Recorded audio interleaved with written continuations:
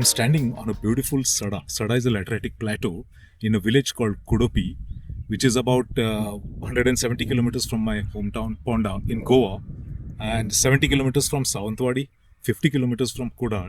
This SADAA, this lateritic plateau, has petroglyphs or geoglyphs. In Marathi, it is called katalshilpa. Katal is this rock, the lateritic rock, and shilpa means carving. One of the meanings of shilpa is carvings. So there are the carvings on the surface of rock. And to come to this particular spot, you have to ride about 4 kilometers of off-road and pass through one stone quarry. So this is a typical Konkan SADAA, which is made up of lateritic rock. In past 10 years or so, more than 1,500 petroglyphs are discovered across Konkan plateaus in Ratnagiri and Sindhudurg district. In the last week of December, I had made a video on the 4 petroglyph sites near Rajapur town in Ratnagiri district. Right now, I am in Sindhudurg district. Both are part of Konkan region. The link to that video is in the description. After publishing that video, I came into contact with Shri Satish Lalit, who is a resident of nearby town here. He is a researcher, explorer and a trekker. His explorations began in 2001 and he has brought many petroglyph sites in Sindhudurg taluka to light. In the year 2021, he published a book called Sindhudurgatil katalshilpa, means geoglyphs or petroglyphs of Sindhudurg. I enjoyed reading that highly informative book. It is the book on the petroglyphs of Sindhudurg Taluk. Shri Satish suggested that I do visit this particular place, the Kudopi village, the plateau of Kudopi village, and have a look at these petroglyphs. I can see some markings here. He has taken the trouble for conservation of these petroglyphs. There is a signboard also. We'll have a look at that signboard, what that signboard says.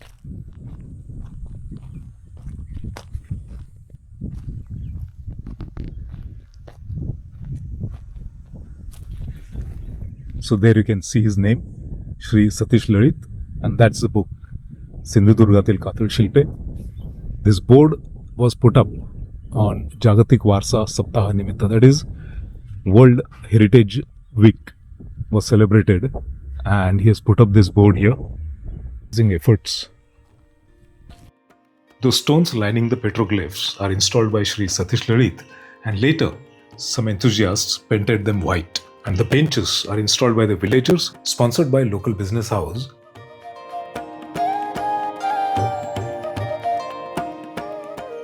A lot of these carvings are geometric abstract forms. Are these just designs or do they mean something? Do they represent something? Will we ever know that?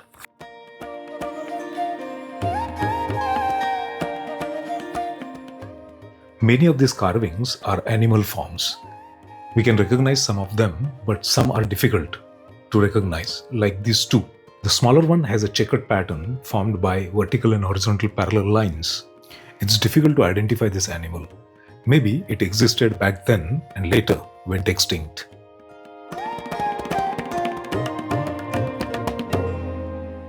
This one is so big and so complex.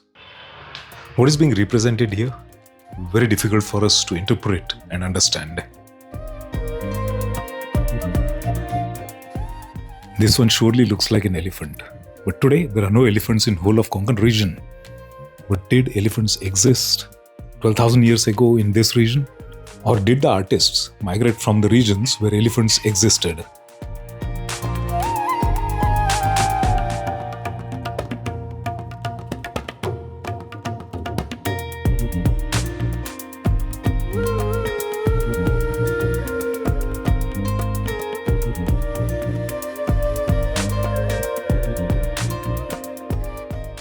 Many of the carvings on this plateau are shallow etchings on the surface. But look at this one. This is very deep.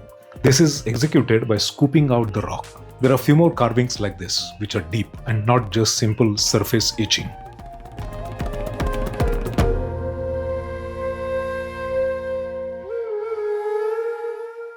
The Ratnagiri petroglyphs feature in the list of top globally prominent petroglyph sites. And several petroglyph sites from Konkan, including this site, the Kudopi site, and a site from USGALIMOL in Goa, are included in tentative UNESCO list to get recognized as World Heritage Site.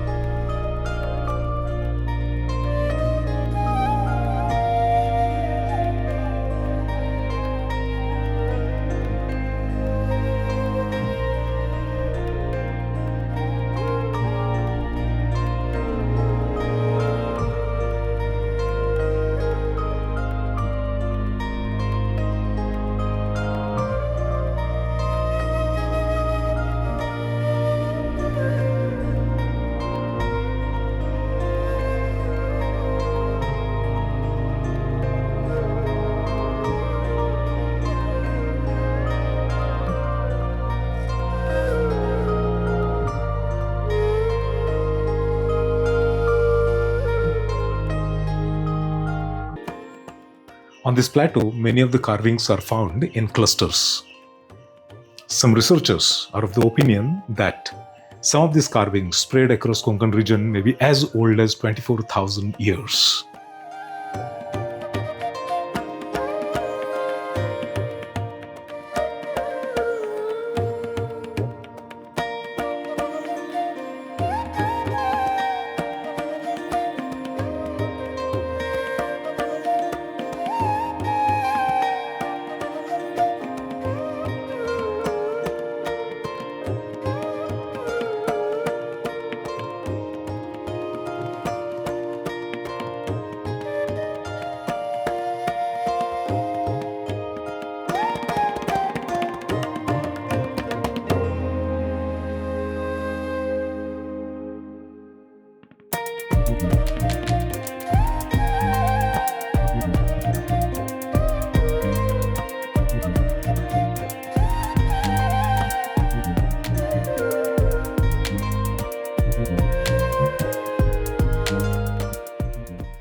What is striking and amazing is the carvings are on flat horizontal surface.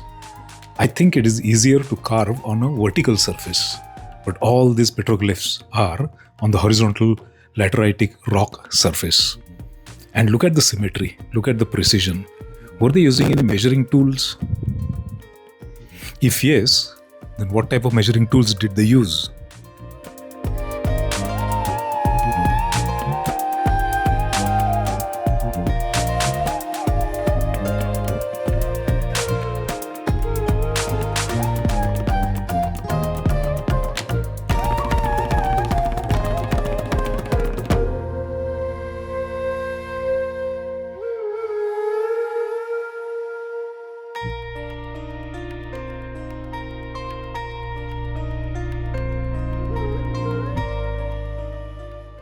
This is the largest carving in this cluster.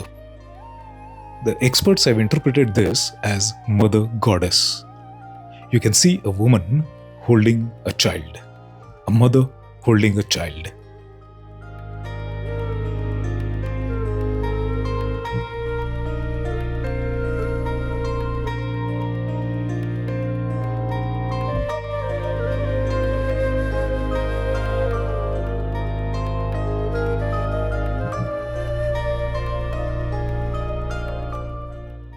I feel wonderstruck standing amidst these wonderful carvings done by the people who lived in this region more than 12,000 years ago. It makes me wonder about the lifestyle of these people. Where did they live? What food they ate? Were they hunter-gatherers? Did they practice agriculture? What language they spoke? And I wonder, how did they form a team to do these carvings? This definitely is not a work of an individual. This is a teamwork. How did they identify the artist to execute this work? Did they do preliminary drawings of these carvings? Because they are very intricate. You cannot directly carve on the rock. They definitely must have made preliminary drawings. How did they do all this?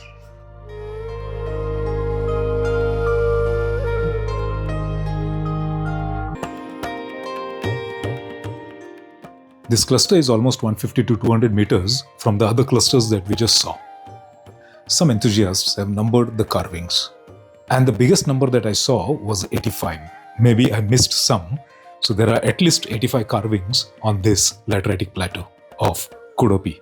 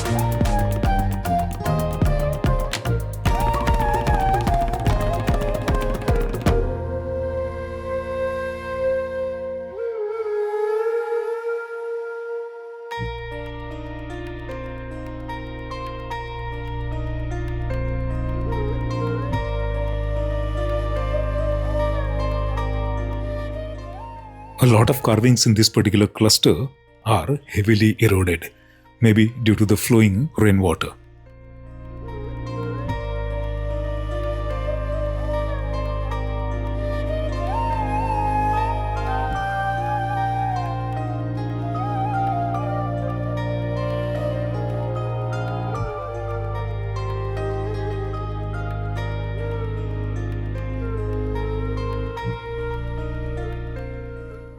I find SADAAs, the lateritic plateaus of Konkan region, very fascinating.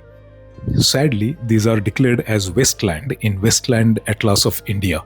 These are not wastelands. These are very unique and rich ecosystems and very important rainwater catchment areas. All the rainwater that SADAAs receive appear in the valleys as groundwater and as springs. A few weeks into the monsoon and all the SADAAs will transform into lush green landscape, teeming with new life. Last monsoon, I made a video on the biodiversity of SADAA. A link to that video is in the description.